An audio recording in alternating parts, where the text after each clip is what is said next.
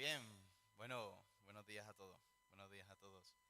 De primeras quiero agradecerle este tiempo a la alabanza, porque ha sido un tiempo muy bueno, que ha llegado al corazón, la verdad es que sí. Y nada, bueno, hoy quiero empezar con una oración para dejar este tiempo en manos de Dios. Sí, Señor, gracias porque tú estás aquí, Señor.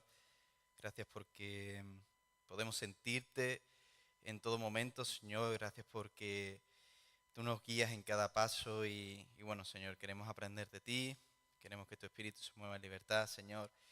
Y queremos que tú nos muestres, Señor. Hay momentos que quizá no te entendamos, Señor, pero confiamos en ti, Señor. Y sabemos que todo obra para bien, Señor. Que tú tienes el control de todo. En el nombre de Jesús. Amén. Muy bien, pues bueno, hoy voy a poner aquí unos versículos. Así. Muy bien, hoy quiero que nos pongamos en una situación un poco especial, en una situación un poco conocida para mí. Yo que he podido estudiar criminología y he podido estudiar un poco de derecho, hoy os traigo un juicio. Hoy es un día de juicio. Así que quiero que nos pongamos un poco en situación y quiero que todos nos imaginemos ahora un juicio. De hecho, para ayudaros, quiero poneros una imagen. Ahí está, perfecto. Y bueno, hoy que es el día de juicio y todos nos estamos poniendo en esa situación, estamos llegando al juzgado. Y cuando entramos en el juzgado, ¿cómo nos lo imaginamos? Quizás no nos lo imaginamos como una sala pequeña. Yo que he podido estar aquí en Sevilla, muchos juzgados no son muy grandes, pero a lo mejor nos imaginamos otra imagen. A lo mejor nos imaginamos una imagen como esta, así al estilo de Estados Unidos, y a lo mejor nos imaginamos pues lo típico, ¿no? Distintas mesas, las sillas, el juez con su toga, con su traje. A lo mejor nos imaginamos ciertos símbolos también. A lo mejor nos imaginamos el famoso mazo del juez, ¿no? Que tanto ha salido en las series de Estados Unidos, ese mazo del juez. Y a lo mejor nos imaginamos también, o se nos viene a la mente otro símbolo que siempre está ahí y nos parece lógico y quizás no le prestamos mucha atención. De hecho, en esta imagen sale ese símbolo y seguramente ha pasado desapercibido. Si os fijáis ahí arriba, bueno, gracias Juanjo, si os fijáis, ahí estaba la balanza y ahí está el símbolo de la balanza. A veces se nos pasa un poco desapercibido, ¿no? Este símbolo. Todos damos por hecho que, bueno, que está ahí porque como para medir, ¿no? Como para equilibrar. Y no le damos mucha importancia. Pero en realidad, el símbolo de la balanza es un símbolo muy antiguo. Un símbolo que viene de muy atrás. Un símbolo que viene del antiguo Egipto. Fijaos. Ya en el antiguo Egipto surge lo que es la psicostosis. Una palabra un poco extraña, que viene del griego, psicostosis, que significa disputa y alma, es decir, la disputa del alma. O lo que es lo mismo, valorar el alma en un pesaje, por su pesar. Y todo esto, como digo, viene de Egipto, del antiguo Egipto y de la antigua religión egipcia. Allí, los egipcios creían en el juicio de Osiris. Pensaban que cuando una persona fallecía, esa persona, su alma, iba a un juicio ante el dios Osiris y ese fallecido, pues se le cogía su corazón y se le ponía en una balanza. Ahí, no sé si lo veis, ahí tenéis la balanza en el Antiguo Egipto. Esta de aquí de la izquierda, ponían en una balanza el corazón de la persona que había fallecido y al otro lado ponían unas plumas. Las plumas representaban la verdad y la justicia. Si su corazón era menos pesado que las plumas, iban al paraíso. Ese alma iba al paraíso de los egipcios. Pero si por el contrario el corazón pesaba más, al hombre se le consideraba injusto. Y por tanto, se le destruía. Esa alma quedaba destruida. Así que esa es la representación, o lo que quiere representar la balanza, ese juicio, esa igualdad, ¿no? Esta imagen, como digo, nos ha llegado hasta el día de hoy. Como hemos visto, aparecen hasta en los juzgados. Y también esto es así porque en la Edad Media los propios cristianos empezaron a coger este símbolo como parte de su cultura, podríamos decir, o de su creencia. Así que así tenemos, no sé si podemos poner la siguiente imagen, a ver si podemos, pero así tenemos que en la Edad Media, ahí está, ya digamos, se transfiere esto y aparece el arcángel Miguel, ahí tenemos al arcángel Miguel, midiendo el alma de la persona, poniendo sus buenas obras y sus malas obras en una balanza, y ahí tenemos, como veis, al propio Satanás a un lado intentando inclinar la balanza a su favor. Si pensáis que esto puede ser un detalle que, bueno, quizás tampoco, bueno, es una pintura, a lo mejor no se ve tanto, a lo mejor no es algo que se viera tanto, se vio más en la antigüedad, pero hoy en día no aparece en ningún lado, pues en realidad no es así. Esta visión de la balanza con el arcángel Miguel, midiendo las buenas obras de las personas y sus malas obras, aparece en más lugares de los que pensamos. Por ejemplo, aquí en España, en la Catedral de León y de Toledo. Si alguna vez vais allí y veis estas catedrales, si veis la Catedral de Toledo, por ejemplo, en una de las puertas podéis ver esta figura, al arcángel Miguel con una balanza midiendo las buenas obras y las malas obras, viendo si ese alma merece ir al cielo o no. Y vamos, ya digo, no solo aquí en España, en un lugar famosísimo también tenemos esta imagen. Si pasamos, aquí estamos viendo nada menos que Notre Dame, la catedral de París.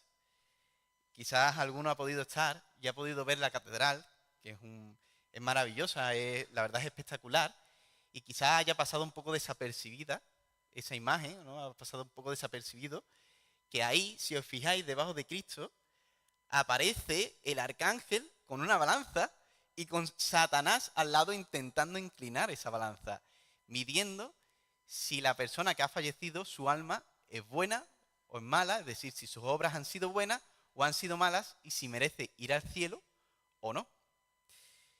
Entonces, en definitiva, tenemos eso, ¿no? Que los buenos merecen el cielo y los malos el infierno.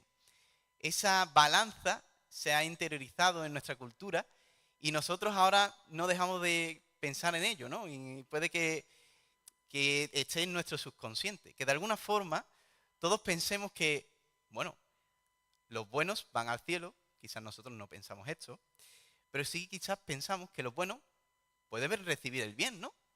Los buenos reciben el bien y los malos reciben el mal, ¿no? Pensamos en esa balanza, en ese equilibrio. A los malos le deben pasar cosas malas y a los buenos cosas buenas.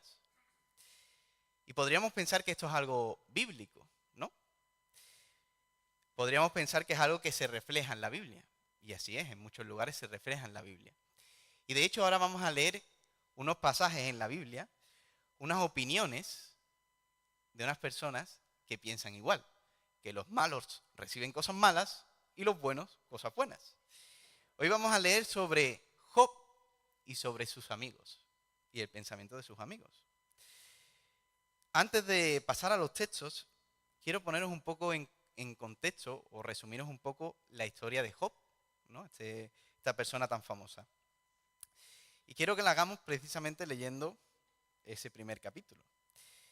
Como digo, Job era un hombre recto y bueno que tenía muchas riquezas.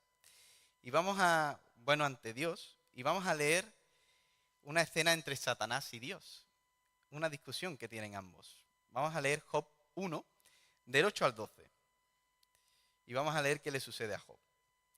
Dice Job 1, del 8 al 12. Dice, y Dios dijo a Satanás, ¿no has considerado a mi siervo Job, que no hay otro como él en la tierra, varón perfecto y recto, temeroso de Dios y apartado del mal? Respondiendo Satanás a Dios, dijo, ¿acaso teme Job a Dios de balde? ¿No le has cercado alrededor a él y a su casa y a todo lo que tiene? Al trabajo de sus manos has dado bendición, por tanto sus bienes han aumentado sobre la tierra. Pero extiende ahora tu mano y toca todo lo que tiene, y verás si no blasfema contra ti en tu presencia. Dijo Dios a Satanás: he aquí, todo lo que tiene está en tu mano, solamente no pongas tu mano sobre él. Y salió Satanás de delante de Dios. Bueno, como digo, Job era un hombre bueno, recto, justo ante Dios, y Dios lo prosperó, le dio cosas buenas. Podríamos caer otra vez en eso de que como era un hombre bueno, pues le sucedían cosas buenas. Así Job llegó a tener grandes riquezas, muchos hijos, una mujer, ganado, tierras, salud. Entonces cuando Satanás se presenta ante Dios, Dios le hace ver a Satanás quién es Job, y Satanás le dice a Dios: oye, Dios, claro que Job cree en ti, ¿no? O te sigue, ¿no? Es normal, si le has prosperado, le has dado todo. Te sigue porque le recompensas. Te sigue porque siendo bueno, recibe cosas buenas. Claro, así las cuentas sí le salen. Así sale ganando. No te quiere por quién eres. Te quiere por lo que le das. Porque como él es bueno, pues recibe cosas buenas. Y entonces Dios le dice: vale, pues vamos a ver el corazón de Job. Coge todo lo que él tiene. Coge sus riquezas, su ganado, sus hijos, y llévatelo todo, incluso su salud. Pero, eso sí, no lo mates. Y así ocurre. En un momento, un día cualquiera en la vida de Job, Job lo pierde todo. Pierde sus riquezas, su ganado, pierde a sus hijos, su mujer le desprecia, sus criados se marchan, ya que no tiene riquezas. Y de hecho su salud la pierde. Empieza a tener unos problemas en la piel y queda dolorido todo el tiempo por problemas de la piel y distintos problemas. Así que, ya digo, Job pierde así todo lo que tiene. Y es entonces cuando recibe una prueba más. Recibe a los amigos de Job, estos personajes de los que quiero hablar un poco. Así recibe a Elifaz y a Bilda, de los que vamos a leer un poquito lo que dicen. Recibe a estos amigos que son como filósofos. Es decir, vienen a Job no solo a acompañarlo en su dolor y a mostrarle clemencia, por así decirlo, sino que también quieren darle un sermón, mostrarles la solución a sus problemas. Vamos a leer los pensamientos de Elifaz y luego los de Bilda. Y vamos a leer, como digo, con Elifaz, en Job 4, la filosofía que estos amigos tenían. Dice Job 4, del 7 al 8, lo que piensa Elifaz. Dice: recapacita ahora, ¿qué inocente se ha perdido?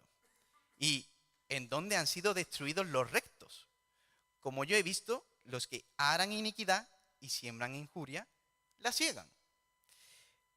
Todo esto es muy bonito, una forma muy poética de decir que los buenos reciben el bien y los malos reciben el mal. Así Bilda, otro de sus amigos, en Job 8, del 3 al 6, va a dar un pensamiento parecido. A ver.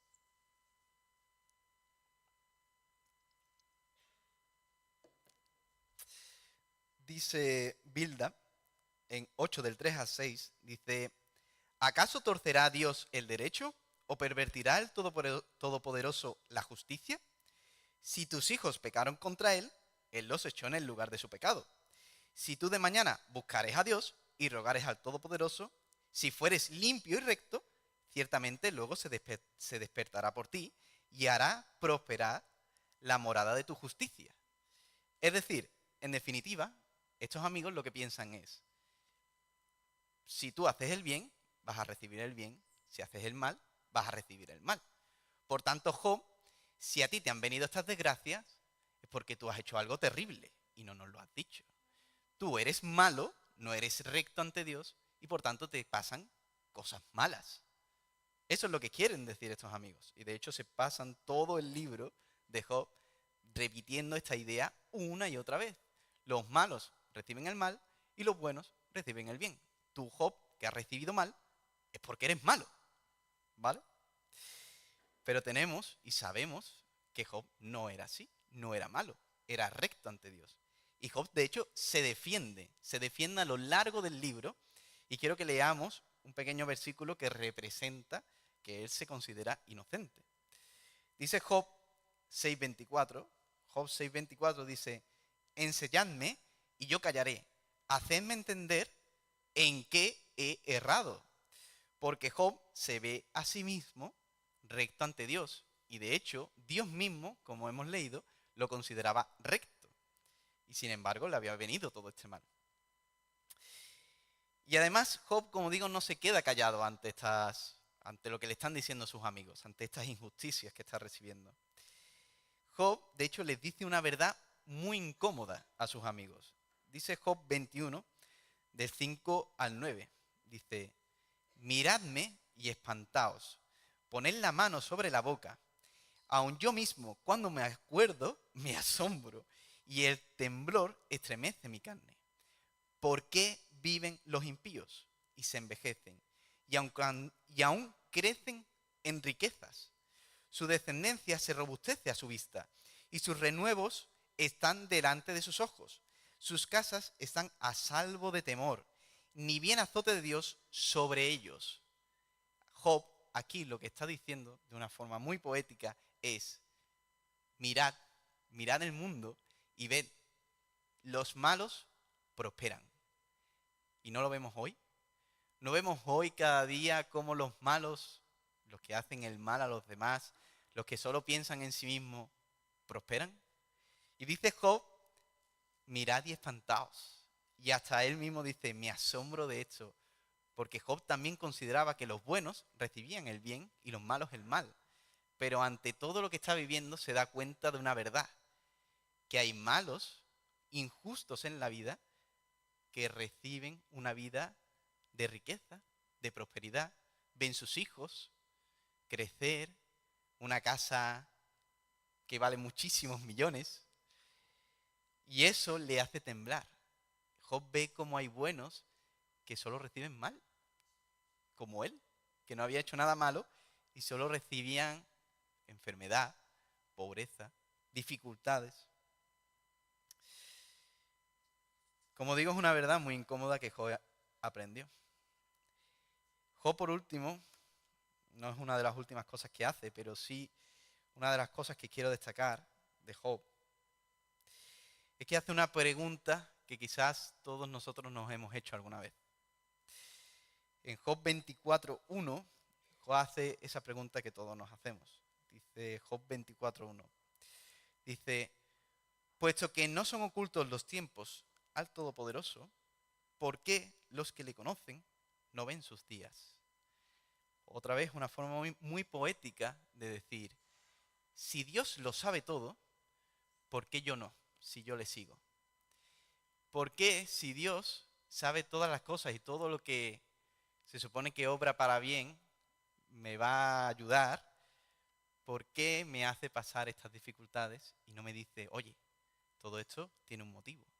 ¿Por qué no me lo hace ver? Y quiero preguntarte si tú entiendes a Dios. Si alguna vez has entendido a Dios. Tal vez sientes que Dios ha sido un poco injusto contigo alguna vez. Tal vez sientes que no entiendo a Dios y no entiendo estos caminos que estoy atravesando. Dice Romanos 11:33, oh profundidad de las riquezas, de la sabiduría y de la ciencia de Dios, cuán insondables son los juicios de Dios e inescrutables sus caminos. La verdad es que entiendo que Job no comprenda o no comprendiera en ese momento a Dios. Creo que todos hemos pasado momentos de dificultad, momentos duros, y quizás ahora mismo estés pasando un momento complicado. Y quizás no entiendes a Dios y no entiendes por qué parece no expresarte cuáles son sus caminos. Todo este libro, el libro de Job, lo he estado leyendo a la misma vez que otro libro que me ha gustado mucho. Se trata de este libro, muy cortito como veis, muy chiquitito, que os recomiendo, que se llama Autoolvido de Tim Keller, un autor que a mí me gusta mucho. Y este autor en este libro habla de una palabra, o define muchas veces una palabra que quiero traer hoy. Se trata de la humildad. Y Tim Keller explica la humildad desde un pasaje de Pablo y transmite lo que Pablo ve o quiere expresar cuando dice humildad. Vamos a leer 1 Corintios 4, del 3 al 6. Vamos a leer estos versículos y lo iré explicando poco a poco. Vamos a ver la humildad según Pablo. 1 Corintios 4, del 3 al 6. Dice: yo en muy poco tengo el ser juzgado por vosotros o por tribunal humano, y ni aun yo me juzgo a mí mismo, porque aunque de nada tenga mala conciencia, no por eso soy justificado, porque el que me juzga es el Señor.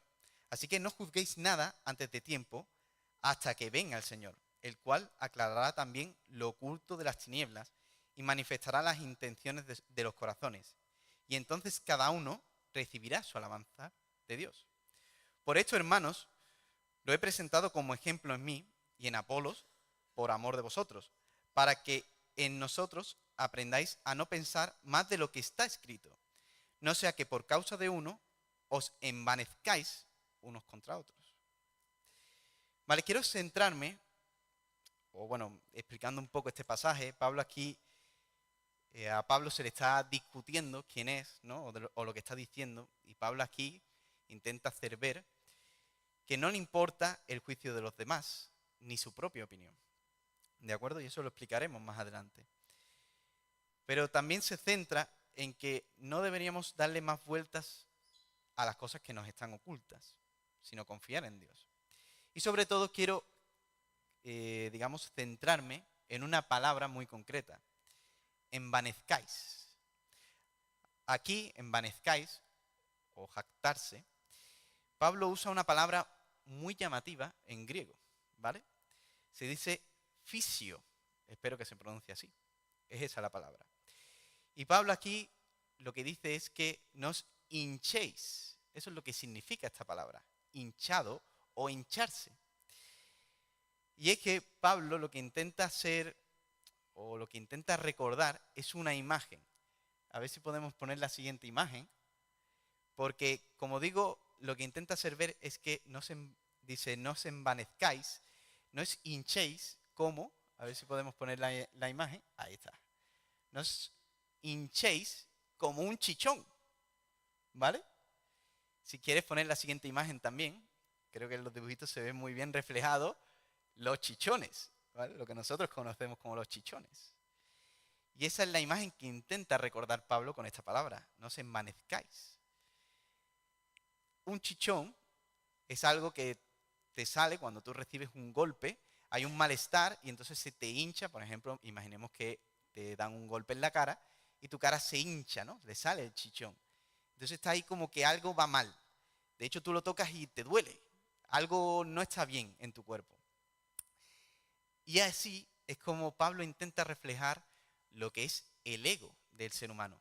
Es como una hinchazón. El ser humano constantemente tiene una hinchazón en su corazón. Un ego que siempre lucha por ser llenado. Siempre está hinchado. Y para bajar esa hinchazón, dice Tim Keller, que nosotros buscamos tener una alta autoestima.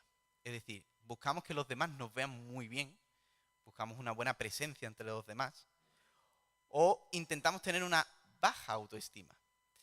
También se puede tener como esa hinchazón, ese ego lleno, a través de una baja autoestima.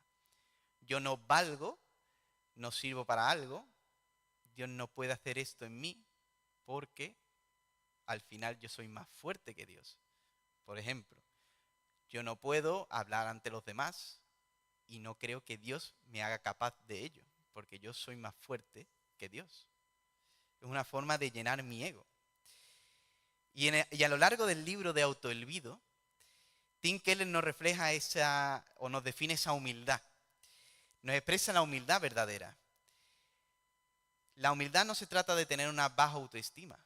La humildad se trata de dejar de pensar en mí y pensar más en Cristo. Y dejar, como Pablo ha dicho, que Él sea el que juzgue.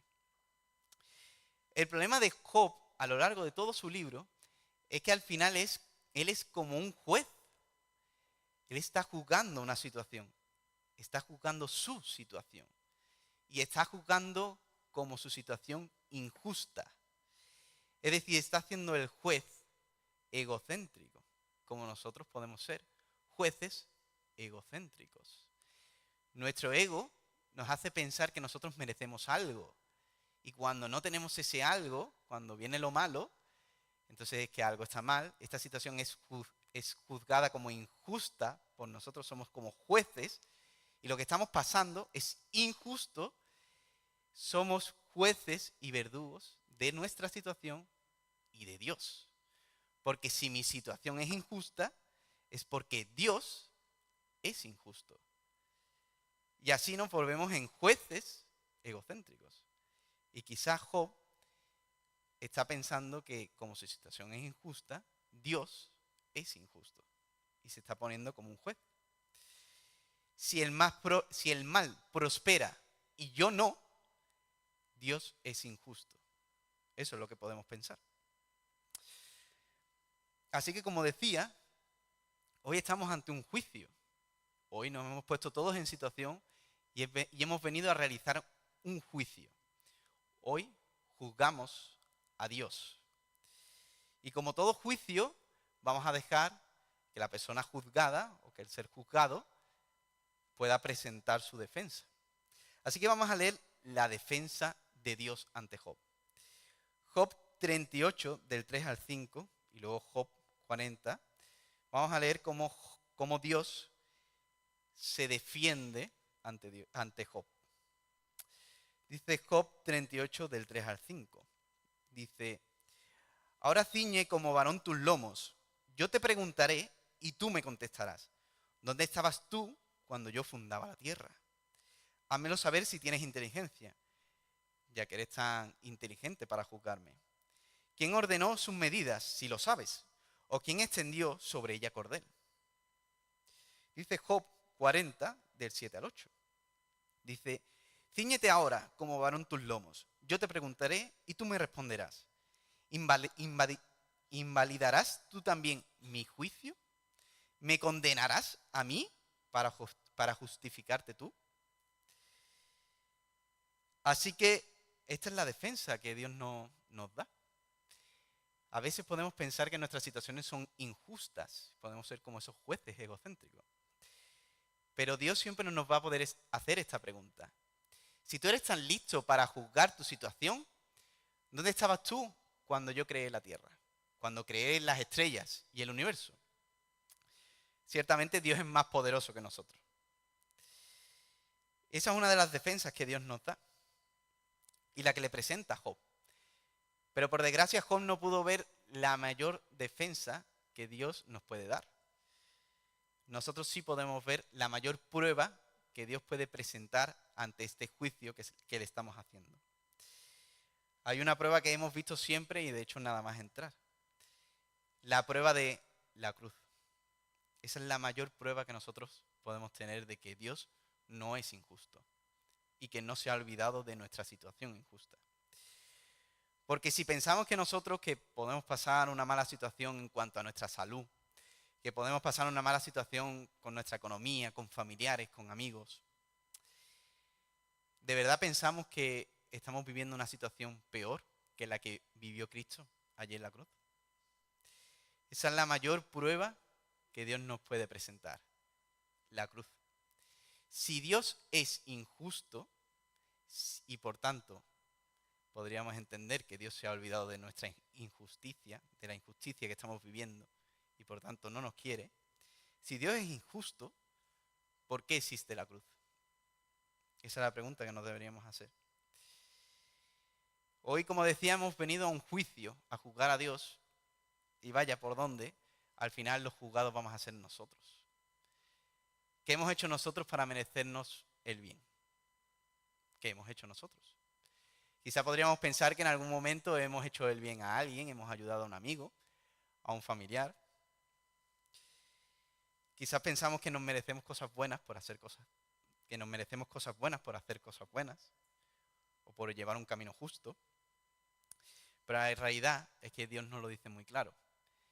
todas nuestras maldades, nuestro egocentrismo, lo mal que hemos pensado hacer al otro, nuestras injusticias, tapan por completo nuestra bondad, por completo. Porque al final, si mirásemos nuestro corazón, si lo pusiéramos en la balanza, nunca nuestro corazón pesaría menos que una pluma. Nunca. Y esa es la realidad. Nosotros no nos merecemos el bien. Es una mentira que nos hemos creído. Porque por mucho que pensemos o intentemos pensar hacer el bien, al final, si miramos nuestro corazón, habremos obrado mal. Porque habremos obrado muchas veces por nuestro ego, pensando en nosotros, o simplemente porque no nos apetecía. Hemos evitado hacer el bien. Así que ese es el veredicto, ese es el fallo ante nosotros, ante este juicio que hemos recibido hoy. Somos culpables, no nos merecemos ningún bien, pero Dios ha pagado el precio de nuestra condena. Dice Romanos 5, del 6 al 8, dice, porque Cristo, cuando aún éramos débiles, a su tiempo, murió por los impíos, por nosotros. Ciertamente apenas morirá alguno por un justo, con todo pudiera ser que alguno osara morir por el bueno. Mas Dios muestra su amor y su justicia para con nosotros, en que siendo aún pecadores, Cristo murió por nosotros. Esa es la mayor prueba que podemos tener de la justicia y el amor de Dios, la cruz.